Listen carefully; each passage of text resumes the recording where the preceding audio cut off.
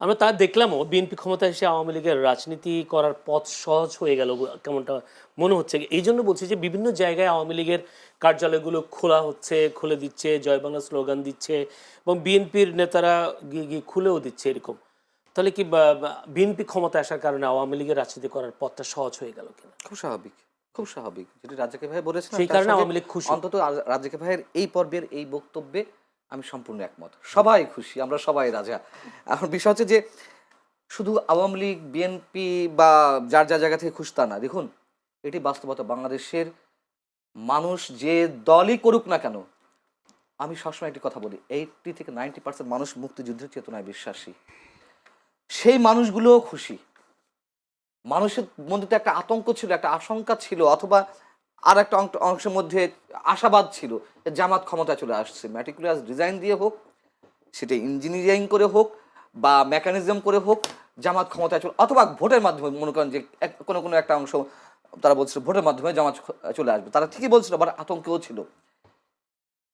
আপনি নিশ্চয়ই, আমি আর কাউকে না দিয়ে উদাহরণ না দিই, আমি তো একজন সিটিজেন হিসেবে, একজন সাধারণ মানুষ হিসেবে আমি তো চাই স্বাধীনতা বিরোধী কোনো শক্তি ক্ষমতায় না আসুক।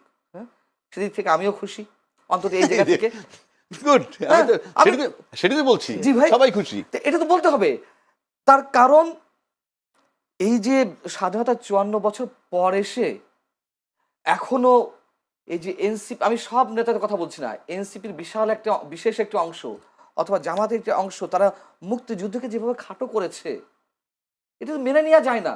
এবং 18 মাস, জয়নুল আপনি বলুন, নিজেকে আদালতের কাঠগড়ায় দাঁড় করেন, মনে করেন যে সাক্ষ্য দেন, আপনি কি নিশ্চিন্তে থাকতে পেরেছেন? মানুষের জীবনের নাভিশ্বাস উঠেছে নিরাপত্তার দিক থেকে। নতুন যে মবতন্ত্র কায়েম হয়েছিল, যে মানে কখন কে মবের শিকার হবে কেউ বলতে পারছিল না। এবং এইগুলো কে ঘটিয়েছে? সবাই মিলেমিশে ঘটিয়েছে। জামাত ঘটিয়েছে, বিএনপি লোকেরা ঘটিয়েছে, এনসিপি ঘটিয়েছে। কি আশা করেন সামনে মবতন্ত্র হবে কি হবে না? কমবে তো বটেই, কমবে বটেই। মানে একেবারে যে বন্ধ হয়ে যাবে রাতে তা না, তবে অবশ্যই কমবে এবং একটা সময় বন্ধও হবে, এটুকু আশা করি। এবং তারেক রহমান যে আশাবাদ মানুষের মনে জাগাচ্ছে, মানে আমি তো প্রথমে বলেছি, ব্রুট মেজরিটি অবশ্যই খারাপ দৃষ্টান্ত হয়ে আছে যুগে যুগে। এবারও যে খারাপ হবে না তা বলা যায় না, তবে আমরা আশা করতে পারি। তিনি তারেক রহমান সব বিরোধী দলের নেতাদের বাসায় গিয়ে গিয়ে দেখা করছেন, নতুন সংস্কৃতি, অবশ্যই এটা ভালো উদ্যোগ। এবং আওয়ামী লীগের রাজনৈতিক কার্যালয় আপনি খোলার কথা বলেছেন, এটা তো আসার কথা। দেখুন, এটা তো বাস্তবতা। আওয়ামী লীগের নেতাকর্মীরা যারা অন্যায় করেছে, অপরাধ করেছে, চুরি করেছে, বাটপারি করেছে, গুম করেছে, খুন করেছে, তাদের সবার বিচার আমরা চাই।